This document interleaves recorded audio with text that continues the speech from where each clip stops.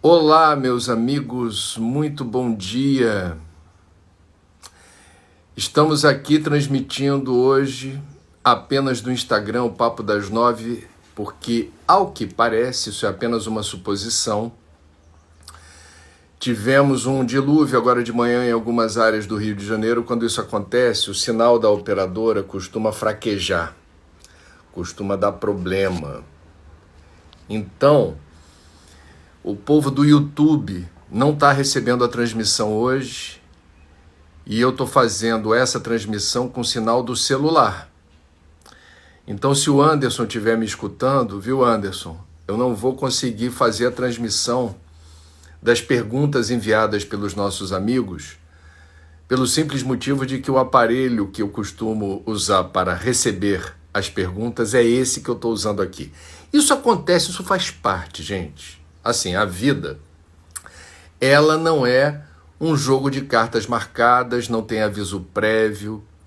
O importante é que a gente descobriu uma brecha para se comunicar com vocês. Então eu queria começar lembrando que esta segunda-feira é o dia do Divino Espírito Santo, que segundo a tradição católica, e eu respeito, não sou católico, mas respeito, existe um numeroso contingente de católicos entre nós, e 50 dias depois da Páscoa celebra-se o dia do Divino Espírito Santo, numa alusão a uma passagem do Evangelho, quando houve uma comunicação do Espírito Santo a partir, portanto, de Deus, línguas de fogo, se comunicando com os apóstolos. Então, é a tradição. Para os católicos isso é muito importante e eu compartilho com muito respeito uma data referencial na tradição católica, que é exatamente hoje. Dando sequência e começando sempre a semana, hoje é segunda-feira, mais um ciclo na nossa cultura, a semana se inicia na segunda, abrindo minutos de sabedoria, e a mensagem foi a 211, essa daqui. A mensagem 211 diz o seguinte: não pretenda que todos pensem como você. Cada pessoa está num grau diferente de evolução, num degrau diverso da grande subida. Ninguém possui a verdade total, porque a verdade absoluta e total é Deus, o infinito. Nenhum ser finito pode conter o infinito. Busque a verdade para si mesmo, mas não obrigue ninguém a pensar como você, tanto quanto não gosta que os outros lhe controlem o pensamento. Isso é muito interessante por várias razões. Primeiro, nós ainda vivemos um clima muito radicalizado, com extremistas, não apenas no Brasil, mas no mundo, acirrando os ânimos e determinando um ambiente muito hostil à cultura de paz. A cultura de paz não é uma cultura onde todos pensam igual, onde não haja discordância, onde não haja desentendimentos eventuais, mas tudo isso ocorre num ambiente de respeito, porque ninguém pode ter a pretensão de impor aos outros o que pensa ser a verdade. Então, não pretenda que todos pensem como você, cada pessoa está num grau de evolução, num degrau diverso da grande subida. Portanto, a sua percepção, que eu não vou dizer se é certa ou errada, é naturalmente distinta das pessoas, eventualmente até próximas e queridas, que lhe cercam. E isso não deveria ser motivo de aflição, desespero. A gente não deveria mesmo ficar, eu diria, vibrando numa frequência ruim porque a gente acha que o certo é todo mundo pensar igual. Aliás, seria um pesadelo se todo mundo pensasse a mesma coisa sobre tudo. É legal a diversidade. É legal aprender com os diferentes. É legal perceber sutilezas em quem tem outra visão de mundo. E aqui diz: busque a verdade para si mesmo, não obrigue ninguém a pensar como você. Aqui, gente, a verdade é um conceito filosófico bem interessante, porque o que é verdade para mim pode não ser para vocês, vice-versa, cada um tem a sua. E a verdade absoluta é o que diz Pastorino, a verdade absoluta e total é Deus, o infinito. E o finito, nós. Portanto, a nossa capacidade de assimilação, de aprendizagem das leis que regem a vida do universo é limitada, é finita. Nós não poderíamos ter a capacidade, por maior que seja o seu esforço, de compreender essas leis que regem a vida do universo. Nós temos uma pálida ideia, pistas, mas não temos essa...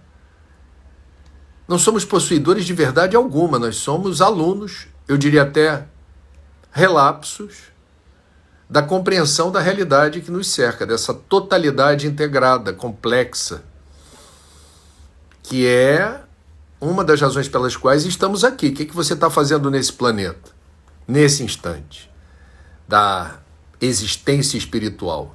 Estamos aqui para aprender algo que faça sentido, que explique a vida, que explique a morte, que explique a importância das virtudes e as armadilhas embutidas nas imperfeições. A gente está aqui por causa disso, penso eu. Então estamos à procura da verdade. E é uma busca solitária, uma busca que não deveria estar vinculada às descobertas dos outros. Você pode ter uma pessoa próxima de você que se encontrou numa determinada corrente religiosa, numa igreja, e aí você, vai ficar assim com uma saudável inveja, dizendo, nossa, mas como essa pessoa mudou, como ela parece estar bem melhor, como ela parece estar em paz, encontrou o fio da meada, encontrou um eixo para a vida.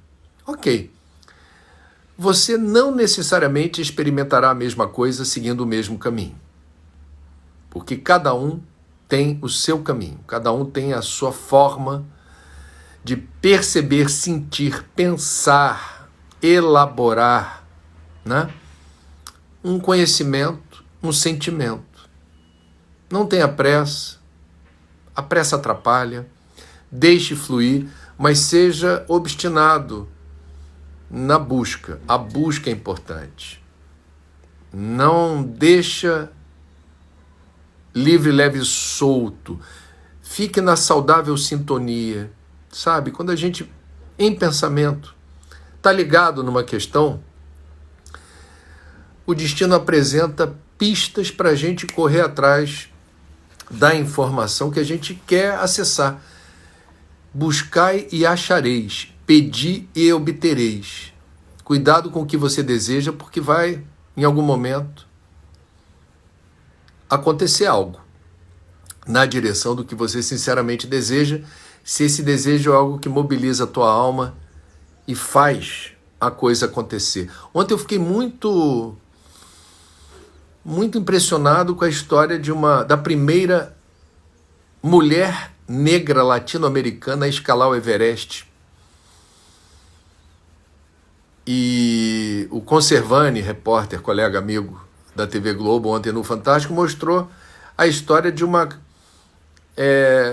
mulher de fibra, de uma família humilde de São Paulo, que botou na cabeça que queria escalar o Everest. E é caro, são R$500 mil o valor do projeto, porque tem treinamento, equipamento, a viagem, hospedagem, guias que você vai ter que contratar. Então é uma aventura cara. E ela conquistou essa condição da primeira mulher negra latino-americana a chegar lá. E lá é simplesmente o ponto mais alto do planeta. E isso é uma conquista inigualável. E ela deu uma entrevista muito bonita, assim, muito consistente, dizendo sobre a experiência dela. Nunca desista daquilo que você escolheu fazer. e que faz sentido para você e que vai implicar em método, disciplina, renúncia, sacrifício, obstinação, perseverança, né? Perseguir um objetivo. Eu acho, sinceramente, com perdão do trocadilho, fantástico. Fantástico. Porque é algo que a gente deveria ter como exemplo. Metas nobres para serem alcançadas demandam obstinação, paciência, perseverança, e você vai fazer o que tiver ao teu alcance. E por vezes o que a gente elege como meta pode não acontecer do jeito que a gente queria, no prazo que a gente gostaria, ou não acontecer. Mas realizar o projeto e se envolver com ele, por vezes é o grande aprendizado. É a tua disponibilidade para projetar, realizar e alcançar, que seria a última etapa, às vezes não é, eu diria, o grande prêmio, né? O grande objetivo não é o fim do caminho, é caminhar. É você trilhar aquela rota. E a rota lhe dá tudo o que você precisava ter a partir do projeto. Eu fico imaginando, me perdoem não lembrar aqui o nome dela, essa moça que subiu o Everest, a primeira negra, mulher latino-americana a chegar lá. Ela, quando alcançou o cume do Everest, provavelmente o que veio à cabeça dela? Tudo que ela fez, todos os sacrifícios, trabalhos, movimentos, para chegar lá. E isso é fantástico. Bom, lembrando o povo que está chegando, vindo do YouTube, deu pane na internet, eu estou conseguindo fazer a transmissão do meu celular pessoal com sinal do celular, né? Não é do Wi-Fi, digamos assim. Então, choveu muito no Rio de Janeiro, hoje de manhã choveu forte aqui onde eu moro. Quando isso acontece, costuma dar problema nos cabos da operadora, né? Então, tenhamos paciência. Hoje não tem YouTube. Daqui do Instagram, a gente migra depois o Papo das 9 para o YouTube, se tudo der certo. Bom, sugestão de leitura para hoje, eu ganhei de presente da autora, que é uma pessoa que eu já conhecia e admirava, que é a Elika Takimoto. Olha só, gente, como dialogar com um negacionista. Qual é o propósito? Deixa eu primeiro dar as credenciais da autora. Ela é mãe de 3 filhos, doutora em filosofia pela Universidade do Estado do Rio de Janeiro, mestre em História das Ciências e das Técnicas e Epistemologias pela Universidade Federal do Rio de Janeiro, professora de Física do Cefet e vencedora do Prêmio Saraiva Literatura na categoria Crônicas, autora de mais de 10 livros. E ela escreveu sobre um tema que eu acho extremamente desafiador e interessante. Olha os capítulos do livro. Como dialogar com um negacionista. Primeiro, como reconhecer um negacionista. Depois, ciência. O que é isso? O outro capítulo. Todas as ciências são humanas, inclusive as exatas. Como confiar na ciência? Ceticismo e negacionismo. Pós-verdade.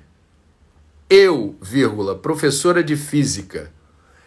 E por último, como dialogar com um negacionista. Eu gosto muito de livro que traz o índice com as bibliografias que foram utilizadas para emprestar fundamento, lastrear as ideias reunidas na obra, no trabalho de quem já se debruçou sobre esse tema e tem legitimidade para fazê-lo. Então, a Elika fez aqui um trabalho monumental. São dezenas de autores que realmente se debruçaram sobre o que é a ciência e o que significa ir contra aquilo que as evidências demonstram ter fundamento. O que está embutido nesse movimento? Então, olha só. Como dialogar com um negacionista? Eu acho isso fundamental. É da LF Editora. E eu, sinceramente, acho que é uma obra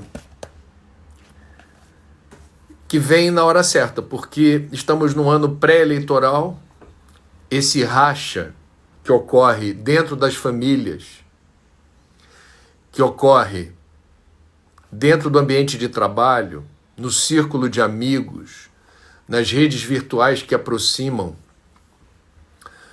colegas de longa data, da escola, que há 30, 40 anos se frequentam, se encontram. Aí tem a questão política, inspirada nos extremismos. O extremismo, por natureza, é sempre algo que nos afasta da lucidez e do bom senso.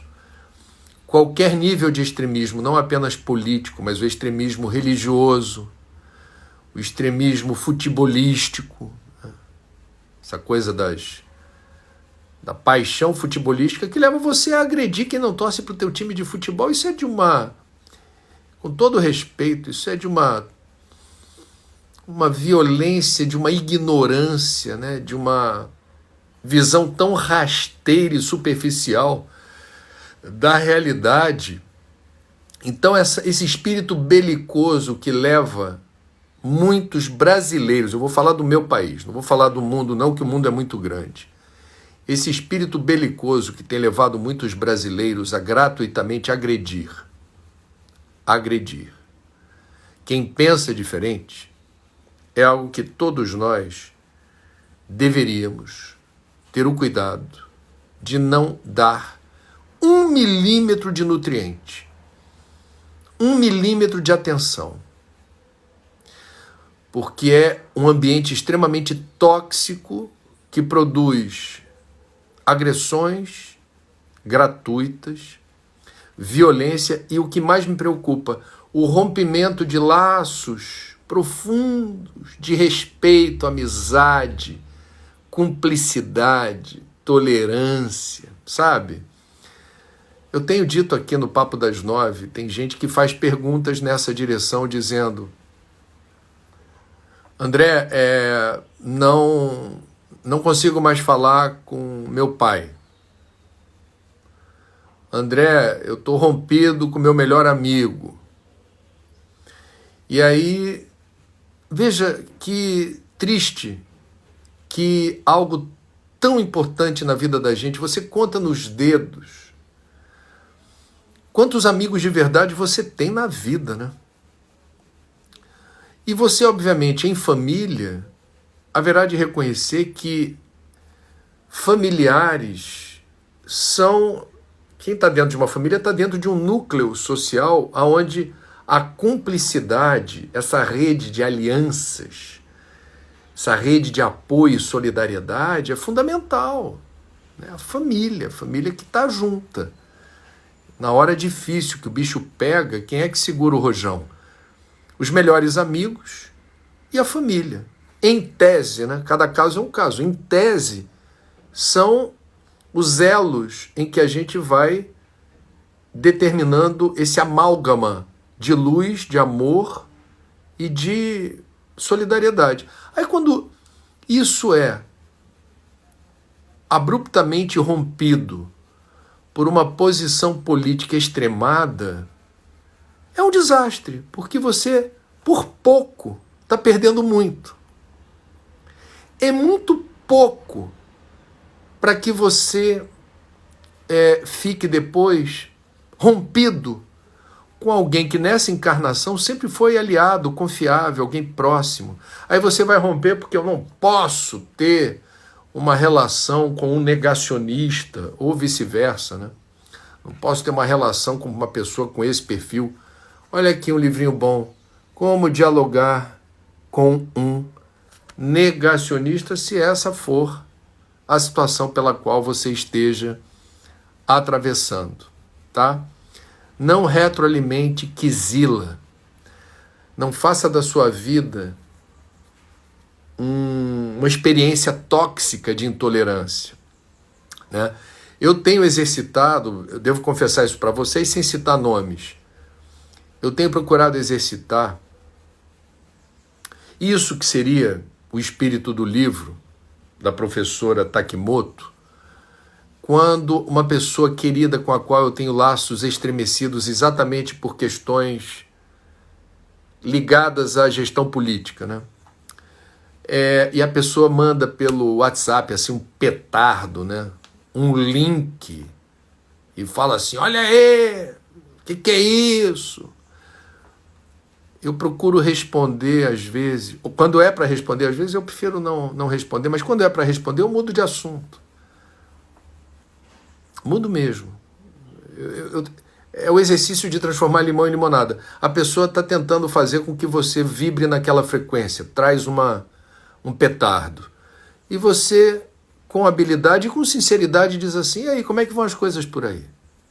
Faz tempo que eu não te vejo, como é que está fulano, cicrano? E aí, diz para mim. Sabe, às vezes, um breve diálogo consegue reconectar esses laços que estavam fragilizados pelo embate. E você retempera a relação sempre com cuidado de não perder tempo com assuntos sobre os quais não haverá consenso. Por que disputar a primazia da verdade? O Pastorino aqui já falou. Não pretenda que todos pensem como você. Ninguém possui a verdade total, porque a verdade absoluta e total é Deus, o infinito. Então, não perca tempo. Não perca tempo. Não perca seu tempo retroalimentando disputas que não vão dar em lugar nenhum.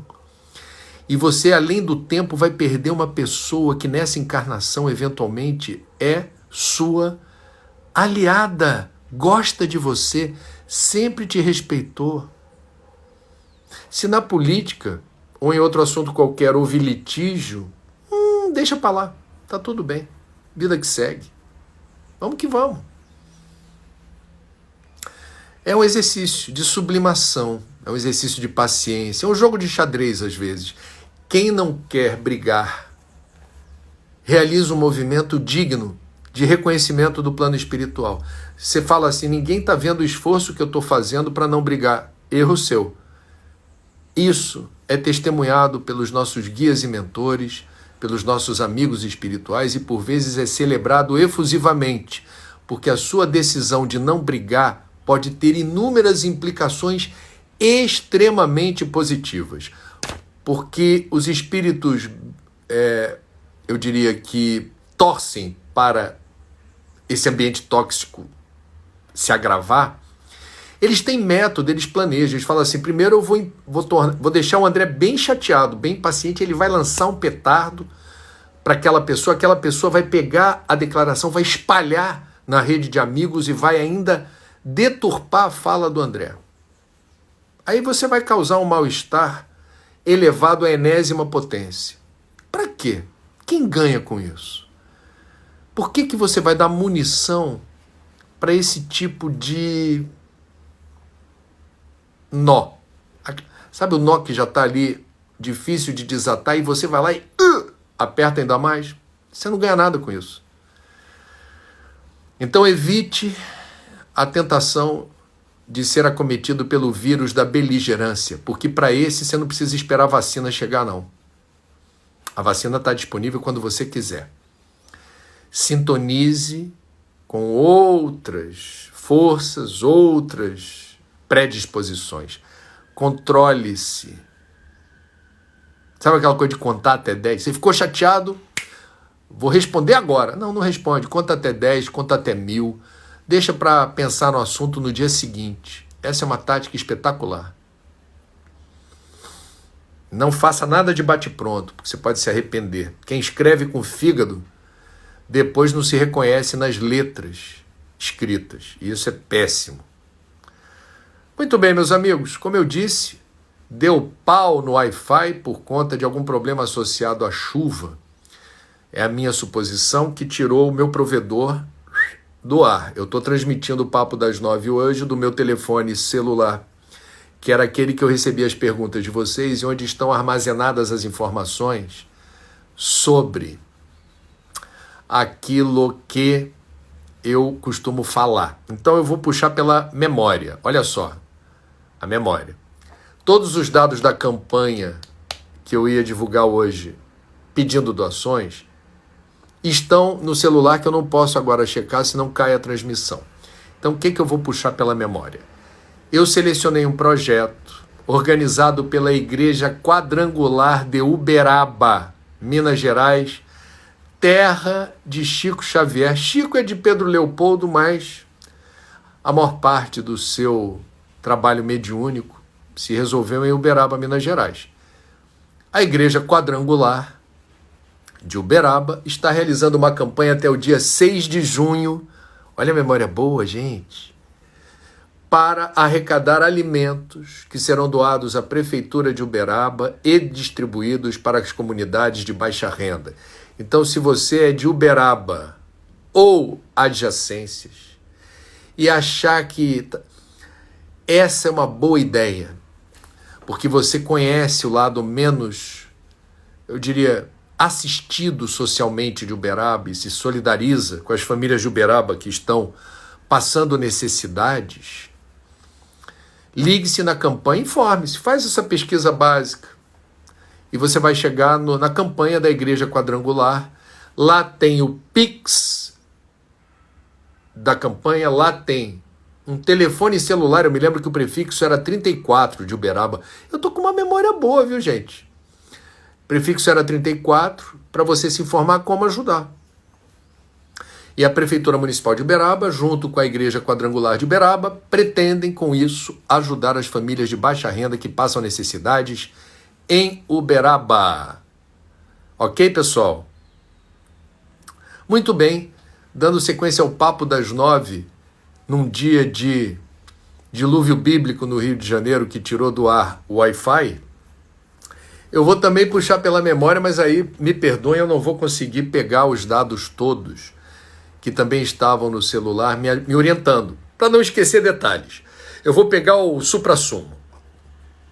Primeiro, a gente precisa prestar muita atenção no que tem acontecido em várias partes do Brasil em termos de perseguição a parlamentares por misoginia, transfobia ou racismo.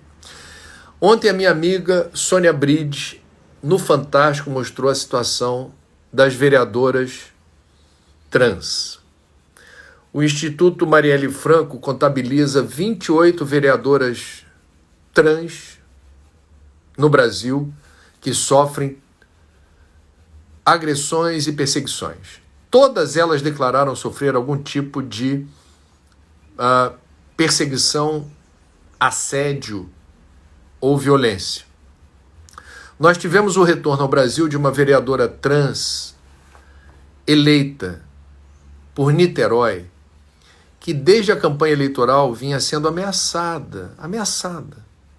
Se elegeu, continuou sendo ameaçada. Aí quando ela recebeu e-mails com o endereço dela, pessoa dizendo que tinha comprado uma arma 9mm, que estava pronto para eliminá-la e que um grupo de pessoas estava com firme propósito de realizar isso,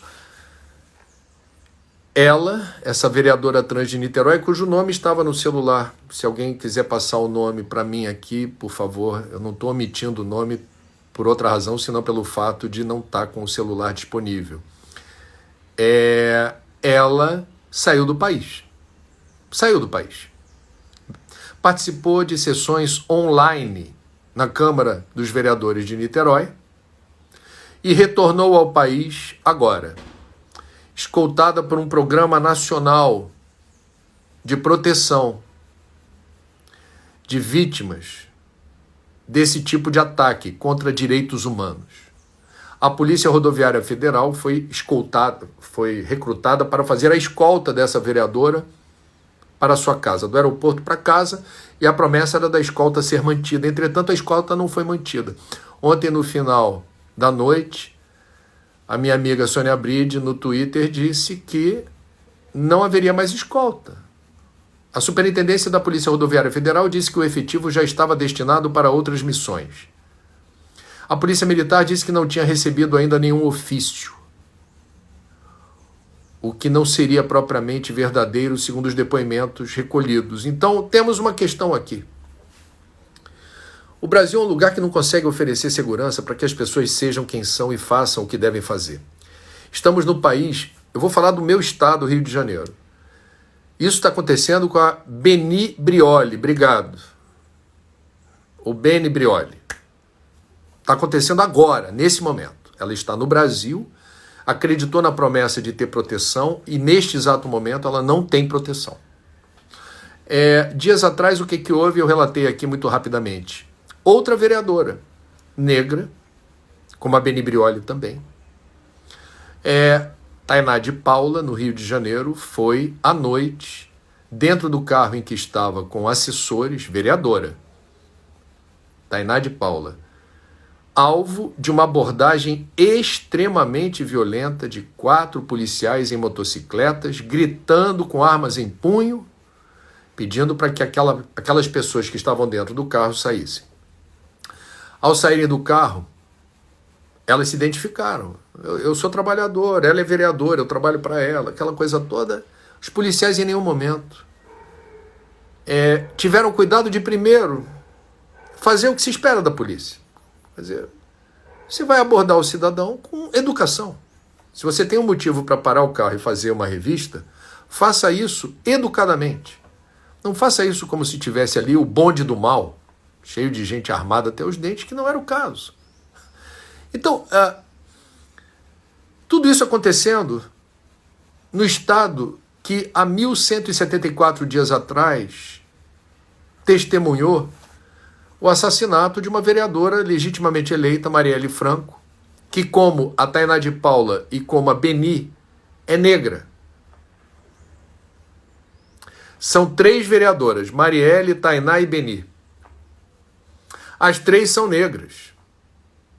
As 3 têm mandatos comprometidos com os direitos do segmento mais pobre e excluído da população. O certo, a meu ver, nesse momento, era o governador Cláudio Castro chamar para o Palácio Guanabara a vereadora Beni, de Niterói, e a vereadora Tainá, do Rio de Janeiro, para tomar um cafezinho, conversar com as duas e dizer: no que diz respeito a mim, vocês jamais passarão por isso de novo, bater uma foto com elas, dar entrevista coletiva ao lado delas e dizer: eu, como comandante das polícias militar e civil, quero dizer para a população do estado do Rio de Janeiro que essas vereadoras, como quaisquer outras, merecem o nosso respeito, a nossa consideração, porque numa democracia é inadmissível que isso aconteça. O governador Cláudio Castro, que eu saiba, posso estar enganado, até o momento não deu nenhum pronunciamento contundente contra uma polícia que não pode agir assim. Também gostaria de fazer um breve comentário, porque eles desonram os bons policiais. Os bons policiais são a maioria. Agora, essa polícia truculenta que não segue protocolos é uma polícia que desonra quem segue os protocolos e quem honra as polícias. Também queria dizer que eu considero gravíssima a situação registrada no Recife no último sábado, durante as manifestações que tiveram lugar em várias cidades do Brasil, contra o presidente Bolsonaro, contra a política de saúde que trouxe enormes problemas no enfrentamento da pandemia. Democracia é isso, democracia é panela de pressão.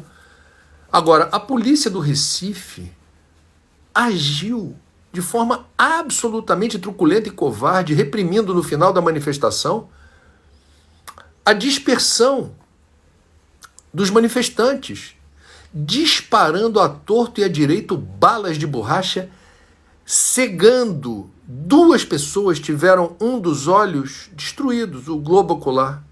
Perderam a vista.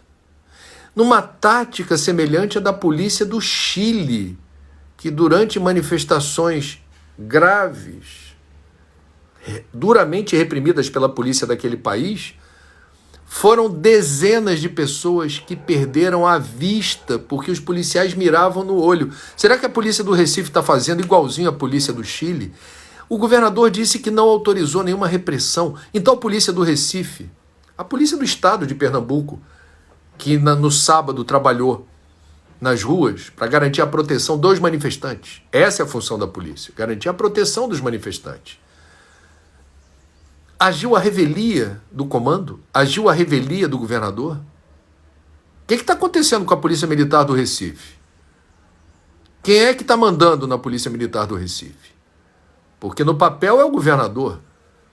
Os policiais e os comandantes foram afastados, mas ser afastado é pouco. Cometeu-se crimes, mais de um. Quem usou farda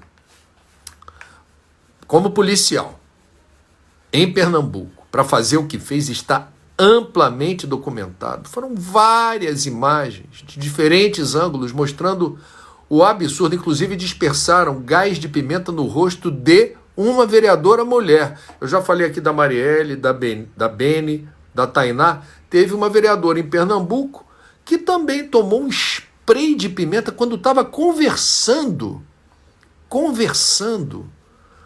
com os policiais que agiam dessa forma. Então é o seguinte, não dá para passar pano para a violência, não. Não dá para fingir que o que houve não foi grave.